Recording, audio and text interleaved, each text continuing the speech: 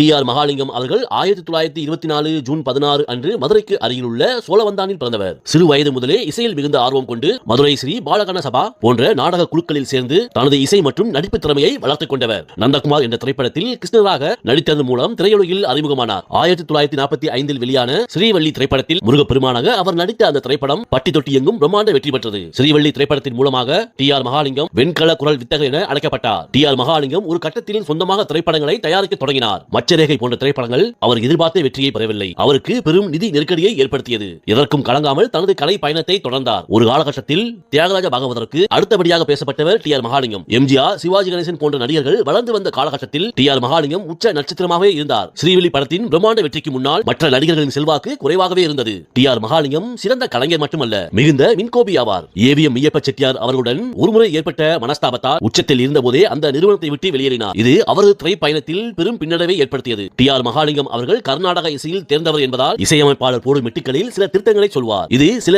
இசையமைப்பாளருக்கும் அவருக்கும் இடையே விரிசலை ஏற்படுத்தியது. டி.ஆர். மகாலிங்கம் செந்தமிழ் தேன்மொழியால் என்ற பாடலை பாடும்போது அந்த உச்சரிப்பு மற்றும் ராகத்திற்காக பல மணி நேரம் ரிஹர்சல் செய்துள்ளார். இன்று வரை அந்த பாடலை அவரை போல பாட யாராலும் முடியவில்லை என்பதே அவரது தனி சிறப்பு. ஒரு காலகட்டத்தில் எம்.ஜி.ஆர். அவர்கள் டி.ஆர். மகாலிங்கத்திற்கு பின்னால் தான் கார் வரிசையில் செல்வார். அந்த அளவிற்கு புகழின் உச்சத்தில் இருந்தவர் டி.ஆர். மகாலிங்கம். ஸ்ரீவள்ளி படத்தின் வெற்றிக்கு பிறகு அன்றைய காலகட்டத்தில் ஒரு படத்திற்கு 1 லட்சம் ரூபாய் சம்பளம் வாங்கிய முதல் நடிகர் டி.ஆர். மகாலிங்கம் தான். டி.ஆர். மகாலிங்கம் நடித்த ஒரு திரைப்படத்தில் ஒரு பாடலை பதிவு செய்யும் போது இசையமைப்பாளர் வர தாமதமானதால் தானே அந்த பாடலுக்கு மெட்டமைத்து வாத்திய கலைஞர்களையும் ஒருங்கிணைத்து பாடி முடித்துவிட்டு சென்றார். மகாலிங்கம் அவர்கள் மிகவும் ஆடம்பரமான வாழ்க்கை வாழ்ந்தவர். சொந்தமாக பல கார்கள் வைத்திருந்தவர். ஒரு கட்டத்தில் சொந்தமாக விமானம் வாங்குவதற்கு கூட முயற்சிகள் பல செய்துள்ளார். சிவாஜி கணேசன் அவர்கள் திரையுலகிற்கு வருவதற்கு முன்பே நாடகத்துறையில் டி.ஆர். மகாலிங்கத்தின் மீது மிகுந்த மரியாதை வைத்திருந்தவர். ஒருமுறை டி.ஆர். மகாலிங்கம் பொருளாதார ரீதியாக சரிந்திருந்த போது சிவாஜி கணேசன் தான் அவருக்கு தனது படங்களில் வாய்ப்பு வாங்கி கொடுத்து உதவினார். டி.ஆர். மகாலிங்கம் பாடும்போது ஒளிப்பதிவு கருவியில் ஒரு குறிப்பிட்ட தூரம் தள்ளி நின்றுதான் பாடுவார். ஏனென்றால் அவரது குரலின் அதிர்வு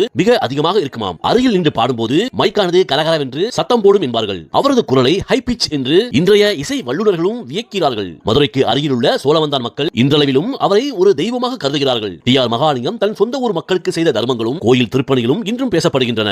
எம்.ஜி.ஆரின் வாழ்க்கையில் மிகப்பெரிய திருப்புமுனையாக அமைந்த திரைப்படம் மதுரை வீரன். உண்மையில் அந்த படத்தில் முதலில் நடிக்க ஒப்பந்தமானவர் டி.ஆர். மகாலிங்கம் தான். ஆனால் டி.ஆர். மகாலிங்கத்தின் சில நிபந்தனைகளாலும் தயாரிப்பாளருடன் ஏற்பட்ட கருத்து வேறுபாட்டாலும் அந்த வாய்ப்பானது எம்.ஜி.ஆருக்கு சென்றது. இந்த மதுரை வீரன் திரைப்படம் தான் எம்.ஜி.ஆரை உச்சத்திற்கு கொண்டு சென்றது. டி.ஆர். மகாலிங்கம் அவர்கள் சம்பாதித்த பணத்தை மிக தாராளமாக செலவு செய்தவர். தனது சொந்த படமான மச்சரேகை தோல்வியடைந்த போது ஒரே நாளில் கோடிக்கணக்கான சொத்துக்களை இழந்தவர். ஒரு காலகட்டத்தில் பல கார்களில் வலம் வந்த அவர் தன்னுடைய வாழ்வின் இறுதியில் ஒரு வாடகை வீட்டில் வசிக்கும் நிலைக்கு தள்ளப்பட்டார். ஆனால் டி.ஆர். மகாலிங்கம் அவர்கள் யாரிடமும் கையேந்தாத மனநிலையை கொண்டவராக இருந்திருக்கிறார். டி.ஆர். மகாலிங்கம் நிதி நெருக்கடியில் இருந்த காலகட்டத்தில் நடிகர் திலகம் சிவாஜி கணேசன் தான் நடித்த திருவிளையாடல் படத்தில் டி.ஆர். மகாலிங்கத்திற்கு ஒரு வாய்ப்பு பெற்று தந்தார். அத்திரைப்படத்தில் இசை தமிழ் நீ செய்த அருஞ்சாதனை என்ற அற்புதமான பாடலை டி.ஆர். மகாலிங்கம் பாடினார். அந்த பாடல் இன்றும் ஒரு காவியமாகத்தான் இருக்கிறது. திருவிளையாடல் படத்தில் சிவாஜிக்கு கிடைத்த புகழை விட டி.ஆர். மகாலிங்கத்தின் பாடலுக்கு கிடைத்த வரவேற்பு மிக அதிகம். டி.ஆர். மகாலிங்கம் ஒரு கட்டத்தில் சுயநலம் என்ற பெயரில் ஒரு படத்தை இயக்கினார். அத்திரைப்படத்தில் அன்றைய காலத்தின் மிகப்பெரிய நட்சத்திரங்களை நடிக்க வைக்க முயன்றார். ஆனால் டி.ஆர். மகாலிங்கத்தின் பிடிவாத குணத்தால் அந்த படம் பாதியிலே நின்றது. அந்த படம் மட்டும் வெளியாகி இருந்தால் தமிழ் சினிமாவின் போக்கே மாறி இருக்குமாம். ஒரு காலகட்டத்தில் டிஎம்எஸ் வளர தொடங்கிய காலகட்டத்தில் டி.ஆர். மகாலிங்கத்தின் இடத்தை டி.எம். சௌந்தரராஜன் பிடிக்கப் போகிறார் என்று கிசுகிசுக்கப்பட்டது. ஒருமுறை டி.ஆர். மகாலிங்கம் மேடையில் பாடிக்கொண்டிருக்கும் போது டி.எம். சௌந்தரராஜன் முன்னிலையிலே எனக்கு ஈடாக யாராலும் பாட முடியாது என்று சவால் விட்டார். ஆனால் பிற்காலத்தில் இருவரும் நெருங்கிய நண்பர்களாக மாறினர். டி.ஆர். மகாலிங்கம் அவர்கள் தன்னுடைய குரல் வெண்கல மணி போல் ஒலிப்பதற்கு குறிப்பிட்ட உணவு முறையை பின்பற்றியவர். குறிப்பாக பாட போவதற்கு முன்பு மிகவும் காரமான உணவுகளை தவிர்த்து தேன் கலந்த நீரையே அதிகம் பருகுவார். டி.ஆர். மகாலிங்கம் அவர்களின் குரல் இனிமைக்காகவே ரசிகர்கள் தியேட்டருக்கு பலமுறை செல்வார்கள். டி.ஆர். மகாலிங்கம் சிறுவனாக நந்தகுமார் படத்தில் நடிக்க ஒப்பந்தமான போது அவருக்கு மைக் முன்னால் எப்படி பாடுவதென்றே தெரியாது. ஆனால் டி.ஆர். மகாலிங்கம் பாடத் தொடங்கியவுடன் ஒளியின் வீச்சு மிக அதிகமாக இருந்ததால் ரெக்கார்டிங் மிஷினே திணறியது. அப்போது இருந்த தொழில்நுட்ப கலைஞர்கள், தம்பி நீ மைக்கு ரொம்ப பின்னாடி போய் நில்லு என்று சொல்லி சுமார் 10 அடி தூரத்தில் நிற்க வைத்துதான் அவரது குரலை பதிவு செய்தார்கள். ஒருமுறை புகழ்பெற்ற பாடகி கே.பி. சுந்தரம்பாள் அவர்கள் யாரிடமும் அத்தனை எளிதில் பாராட்டு தெரிவிக்க மாட்டார். ஆனால் மகாலிங்கத்தின் குரலை தியேட்டரில் கேட்டபோது வெண்கல குரல் என்றால் இதுதான், எனக்கு பிறகு ஒரு ஆண் குரல் இவ்வளவு கணீர் என்று ஒலிக்கிறது என்று நெகிழ்ந்து பாராட்டியுள்ளார். ஒருமுறை நடிகர் சந்திரபாபுக்கும் மகாலிங்கத்திற்கும் சிறிய வாக்குவாதம் ஏற்பட்டது. நடிகர் சந்திரபாபு மேற்கத்திய இசையில் ஆர்வம் கொண்டவர். ஒரு விவாதத்தின் போது என்னால் மேற்கத்திய பாடல்களையும் உங்களை விட சிறப்பாக பாட முடியும் என்று சவால் விட்டு அந்த இடத்திலேயே ஒரு ஆங்கில பாடலை தனது ஸ்டைலில் பாடி அசத்தியுள்ளார். மகாலிங்கம் புகழின் உச்சத்தில் இருந்தபோது ஒரு பெரிய விபத்தில் சிக்கினார். அந்த விபத்திற்கு பிறகு அவரது காலில் ஒரு சிறு குறைபாடு ஏற்பட்டது. அந்த குறைபாடு திரையில் தெரியாதவாறு தனது மேனரிசத்தால் மறைத்து விடுவார். படப்பிடிப்பு தளத்தில் எவ்வளவு வசதிகள் செய்தாலும் தரையில் உட்கார்ந்து சாப்பிடுவதையே அவர் வழக்கமாக கொண்டிருந்தார். திராவிட இயக்க கொள்கைகள் உச்சத்தில் இருந்தபோது ஆன்மீக படங்களில் நடித்த மகாலிங்கத்திற்கும் கலைஞர் கருணாநிதி அவர்களுக்கும் நல்ல நட்பு இருந்தது. பராசக்தி படம் எடுக்கப்பட்ட சமயத்தில் டி.ஆர். மகாலிங்கம் அதில் ஒரு பாத்திரத்தில் நடித்திருக்க வேண்டியது. சில பல காரணங்களால் அது தள்ளி போனது. தன்னுடைய வசனங்களை டி.ஆர். மகாலிங்கம் பேசினால் மிகவும் கம்பீரமாக இருக்கும் என்று கலைஞர் கருணாநிதி பலமுறை கூறியுள்ளாராம். செந்தமிழ் தேன் மொழியால் பாடலில் வரும் ஆ ஆ என்ற ஆலாபனை பகுதியை ஒரே மூச்சில் பாட வேண்டும் என்பது மகாலிங்கத்தின் பிடிவாதமாக இருந்திருக்கிறது. இடையில் மூச்சுவிட்டால் அந்த பாடலின் ஆன்மா போய்விடும் என்று கருதி பலமுறை மூச்சை பிடித்து பாடியுள்ளார். அந்த பாடலை பாடி முடித்த பிறகு அவருடைய கண்கள் சிவந்து அப்படியே சோபாவில் மயக்க நிலையில் சாய்ந்து விட்டாராம். ஒருமுறை டி.ஆர். மகாலிங்கம் நாடகத்தில் பாடிக்கொண்டிருந்த போது ரசிகர்களின் ஆரவாரம் அதிகமாக இருந்தது. அந்த சத்தத்தையும் தாண்டி தனது குரல் கேட்க வேண்டும் என்பதற்காக மைக் இல்லாமலேயே தனது முழு சக்தியையும் திரட்டி பாடினார். அந்த பாட்டின் முடிவில் மேடையிலே மயங்கி விழுந்து விட்டாராம்.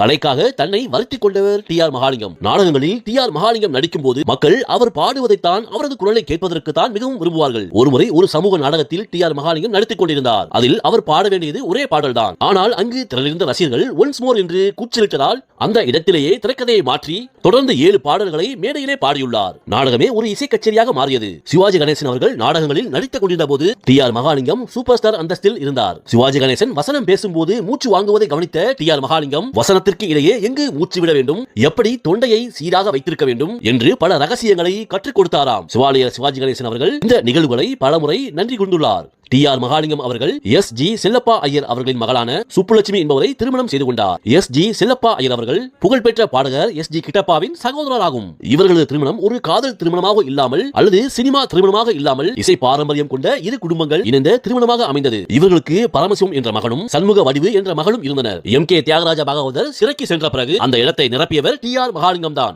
பலர் இவர்களை போட்டியாளர்களாக பார்த்தாலும் டி.ஆர். மகாலிங்கம் பாகவதர் மீது மிகுந்த மரியாதை வைத்திருந்தார். பாகவதர் சிறையிலிருந்து வெளியே வந்த பிறகு அவருக்கு மீண்டும் வாய்ப்புகள் கிடைக்க டி.ஆர். மகாலிங்கம் மறைமுகமாக உதவியுள்ளார். டி.ஆர். மகாலிங்கம் வாழ்வின் இறுதியில் மிகவும் ஏழ்மையான நிலையில் இருந்த போதும் யாராவது உதவி செய்ய முன்வந்தால் நான் டி.ஆர். மகாலிங்கம் யாரிடமும் கையேந்த மாட்டேன் என்று மறுத்து விடுவாராம். ஒருமுறை அவரது ரசிகர் அவருக்கு பண உதவி செய்ய வந்தபோது அந்த பணத்தை வாங்க மறுத்ததோடு அவருக்கு ஒரு பாட்டு பாடி அன்பளிப்பாக வைத்துக் கொள்ளுங்கள் என்று அனுப்பிவிட்டாராம். மேலும் டி.ஆர். மகாலிங்கம் முக்கியமான முடிவுகள் எடுக்கும் போது திருச்செந்தூர் அல்லது பழனிக்கு சென்று பூ போட்டு பார்த்துதான் முடிவெடுப்பாராம். டி.ஆர். மகாலிங்கம் புகழின் உச்சியில் இருந்த போது திருச்செந்தூர் சுப்பிரமணிய சுவாமி கோவிலுக்கு பெரும் தொகையை நன்கொடையாக வழங்கியுள்ளார். முருகன் கொடுத்தது முருகனுக்கே என்பது அவரது தாரக மந்திரமாகும். திருவிளையாடல் படத்தில் பானபத்திரர் வேடத்தில் அவர் நடித்த போது ஒரு காட்சியில் இறைவனிடம் உருகி பாட வேண்டி இருந்தது.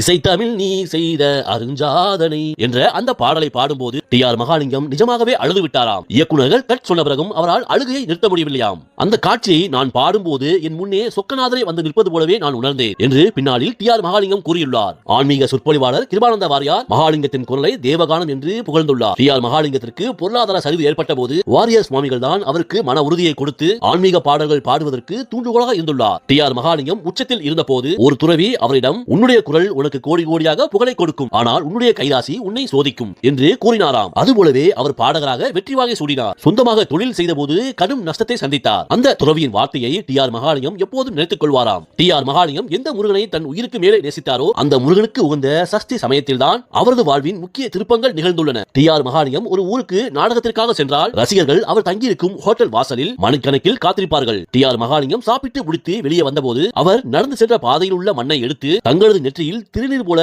பூசிக்கொண்ட ரசிகர்களும் உண்டு. ஒருமுறை டி.ஆர். மகாலிங்கம் நாடக மேடையில் முருகனை புகழ்ந்து பாடிக்கொண்டிருந்தார். அப்பொழுது மேடைக்கு கீழே இருந்த எம்.ஆர். ராதா என்னபாது கல்லுக்கு போய் பாட்டு பாடிட்டு இருக்கே என்று கேலி செய்தாராம். ஆனால் டி.ஆர். மகாலிங்கம் கோபப்படாமல் நான் கல்லுக்கு பாடல, என் உள்ளத்துல இருக்க முருகனுக்கு பாடுறேன் என்று கம்பீரமாக பதில் சொன்னதும் எம்.ஆர். ராதாவுக்கு டி.ஆர். மகாலிங்கத்தை பிடித்தது போய் பின்னாளில் மகாலிங்கத்தின் மிக நெருங்கிய நண்பரானார் எம்.ஆர். ராதா. ஒருமுறை பானுமதி அவர்கள் ஒரு திரைப்பட பாடலின் போது ஒரு கடினமான சங்கதியை பாடிவிட்டு இதை உங்களால் பாட முடியுமா என்று மகாலிங்கத்தை கேட்க சற்றும் யோசிக்காத மகாலிங்கம் அதைவிட கடினமான ஒரு சங்கதியை பாடி பானுமதியவே வியக்க வைத்துள்ளார். பானுமதி பின்னர் ஒரு பேட்டியில் ஆண்களில் நான் மதிக்கும் ஒரே குரல் மகாலிங்கத்தினுடையதான் என்று குறிப்பிட்டுள்ளார். இசையமைப்பாளர் கே.வி. மகாதேவன் மகாலிங்கத்தின் மீது மிகுந்த மதிப்பு வைத்திருந்தார். ஒரு பாடலில் மகாலிங்கம் தனது சொந்த ஸ்டைலில் ஒரு மாற்றத்தை கூறியிருக்கிறார். கே.வி. மகாதேவன் அது சரியாக வராது என்று கூறியிருக்கிறார். உடனே டி.ஆர். மகாலிங்கம் அப்படியானால் நான் பாட மாட்டேன் என்று கிளம்பிவிட்டாராம். பின்னர் டி.ஆர். மகாலிங்கம் கூறியபடி மெட்டு மாற்றப்பட்டு டி.ஆர். மகாலிங்கம் பாடிய பிறகுதான் அந்த பாடல் மிகப்பெரிய ஹிட் ஆனது. அந்த பாடல் தான் செந்தமிழ் தேன் மொழியால். எம்.கே. தியாகராஜ பாகவதர் அவர்கள் ஒருமுறை டி.ஆர். மகாலிங்கத்தின் நாடகத்தை பார்க்க வந்திருந்தார். நாடகத்தின் இறுதியில் பாகவதர் மேடைக்கு வந்து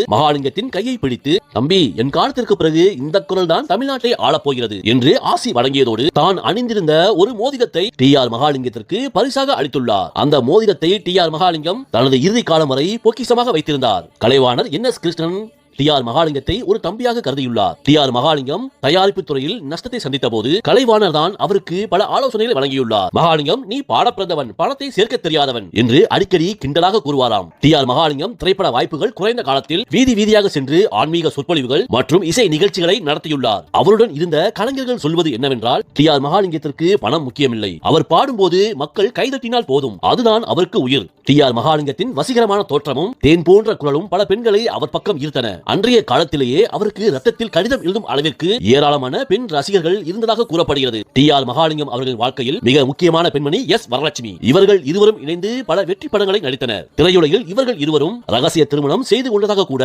பலமான பேச்சு நிலவியது. மகாலிங்கம் நஷ்டமடைந்த காலத்தில் எஸ். வரலட்சுமி அவருக்கு துணையாக நின்றவர். ஆனால் இவர்களது நெருக்கம் மகாலிங்கத்தின் முதல் மனைவியின் குடும்பத்தில் பெரும் புயலை கிளப்பியது. ஒரு கட்டத்தில் இந்த உறவு டி.ஆர். மகாலிங்கத்தின் புகழுக்கு களங்கம் விளைவிக்கும் வகையில் பொதுவெளியில் கிசுகிசுக்கப்பட்டது. மேலும் டி.ஆர். மகாலிங்கம் தனது படப்பிடிப்பு தளங்களில் பெண் கலைஞர்களுக்கு தனது சொந்த பணத்தில் விலை உயர்ந்த பரிசுகளை வாங்கி தருவது, பல புதிய நடிகைகளுக்கு தனது சொந்த படங்களில் வாய்ப்பு கொடுத்தது, மேலும் அவர்களுக்கு அதிக சம்பளம் வழங்கியது போன்ற காரணங்களால் பின்னாளில் வறுமைக்கு தள்ளப்பட்டார். மேலும் டி.ஆர். மகாலிங்கம் நடிகைகளின் பிடிவாதத்திற்காக படப்பிடிப்பு தளங்களை மாற்றுவது, தேவையற்ற பாடல்களை சேர்ப்பது போன்ற செயல்களால் பட்ஜெட் எகிரியது. பெண் மோகம் ஒரு கலைஞரை எப்படி சிதைக்கும் என்பதற்கு உதாரணமாக அன்றைய சினிமா பத்திரிகைகள் மகாலிங்கத்தை பற்றி எழுதின. டி.ஆர். மகாலிங்கத்தை ஒரு முருகனாக பார்த்த ரசிகர்களால் அவரை சர்ச்சைகளில் சிக்கிய ஒரு சாதாரண மனிதராக ஏற்றுக்கொள்ள முடியவில்லை. இது அவரது மார்க்கெட்டை பெரிதும் பாதித்தது. இவ்வளவு சர்ச்சைகளுக்கு நடுவிலும் அவரது தர்ம பத்தினி சுப்புலட்சுமி அவர்கள் பொறுமையாக இருந்தார். டி.ஆர். மகாலிங்கம் அவர்கள் வெளியுலகில் எவ்வளவு சர்ச்சைகளில் சிக்கினாலும் வீட்டிற்கு வரும்போது தனது மனைவியிடம் மிகுந்த மரியாதையோடும் அன்போடும் இருப்பாராம். என்னுடைய கணவர் ஒரு குழந்தை உள்ளம் கொண்டவர், மற்றவர்கள் அவரை தவறாக பயன்படுத்திக் கொள்கிறார்கள் என்று டி.ஆர். மகாலிங்கத்தின் மனைவி பலமுறை கூறியுள்ளார். டி.ஆர். மகாலிங்கம் தன்னுடைய குரலால் உலகை வென்றார். ஆனால் தன்னுடைய மனதால் பலவீனமானவராக இருந்தார். பெண்களின் மீதான அவரது ஈர்ப்பு மற்றும் தாராள குணம் ஒரு மாபெரும் சாம்ராஜ்யத்தை சரித்தது என்பதுதான் கசப்பான உண்மை. ஒரு காலத்தில் பல கார்களிலும் பங்களாக்களிலும் வாழ்ந்த மகாலிங்கம் தன்னுடைய இறுதி காலத்தில் சென்னையில் ஒரு சாதாரண வாடகை வீட்டில் வசிக்கும் நிலைக்கு தள்ளப்பட்டார். தன்னுடைய சொத்துக்கள் அனைத்தையும் பட்ட தயாரிப்பிலும் தாராளமான தர்மங்களாலும் இழந்திருந்தார். ஆனால் அந்த நிலையிலும் டி.ஆர். மகாலிங்கம் யாரிடமும் கையேந்தவில்லை. ஒரு காலத்தில் டி.ஆர். மகாலிங்கத்தின் கால் சீட்டுக்காக காத்திருந்தவர்கள் அவர் வாய்ப்பு கேட்டு சென்றபோது முகத்தை திருப்பிக் கொண்டனர். அவருக்கு மிகுந்த மன உளைச்சலை கொடுத்தது. அவரது கடைசி நாட்களில் உடல்நிலை மிகவும் நலிவடைந்தது. விபத்தினால் ஏற்பட்ட தாடை பாதிப்பு மற்றும் தொடர்ச்சியான ஏற்பட்ட மன அழுத்தம் காரணமாக அடிக்கடி நோயப்பட்டார். 1978 செப்டம்பர் 21 அன்று தனது 54வது வயதிலேயே காலமானார். டி.ஆர். மகாதேவன் மறைந்தது தமிழ் திரையுலகிற்கு ஈடு செய்ய முடியாத இழப்பாகும். டி.ஆர். மகாலிங்கம் இறப்பதற்கு சில நாட்களுக்கு முன்பு கூட சிறிய மேடை கச்சேரியில் பாடினார். அப்போது அவருக்கு மூச்சு விடுவதற்கே சிரமமாக இருந்தது. ஆனாலும் என்னுடைய ரசிகர்கள் நான் பாடுவதை கேட்க வந்திருக்கிறார்கள், அவர்களை ஏமாற்ற மாட்டேன் என்று கூறி பாடி முடித்தார். அந்த தன்மானம் தான் டி.ஆர். மகாலிங்கம். டி.ஆர். மகாலிங்கம் மறைந்த செய்தி கேட்டு திரையுலகமே அதிர்ச்சி அடைந்தது. பல நடிகர்கள் வந்து அஞ்சலி செலுத்தினார்கள். ஆனால் அந்த நேரத்தில் அவரது குடும்பத்திற்கு இறுதி சடங்குகளை செய்யக்கூடிய போதிய பணவசதி இல்லை. சக கலைஞர்கள் மற்றும் நண்பர்கள் தான் முன்னின்று அனைத்து காரியங்களையும் செய்தார்கள். டி.ஆர். மகாலிங்கம் அவர்களின் வாழ்க்கை நமக்கு சொல்லும் நீதி ஒன்றுதான்: புகழும் பொருளும் நிரந்தரம் அல்ல. ஒரு கலைஞன் விட்டு செல்லும் கலையும் அவன் சம்பாதித்த நல் உள்ளங்களும் தான் என்றும் அழியாதவை. டி.ஆர். மகாலிங்கம் அவர்களின் பாடல் இன்றும் காற்றில் ஒலிக்கும் போது அந்த வெண்குல குரல் நமக்கு டி.ஆர். மகாலிங்கம் வாழ்ந்த கம்பீரமான வாழ்க்கையை நினைவுபடுத்திக் கொண்டே இருக்கும். முடிசூடா மன்னனாக திரையை ஆண்ட கம்பீரமாக எந்த சரிவிலும் தன்மானம் நிற்காத சிங்கமாக வாழ்ந்து காட்டியவர் டி.ஆர். மகாலிங்கம். நன்றி.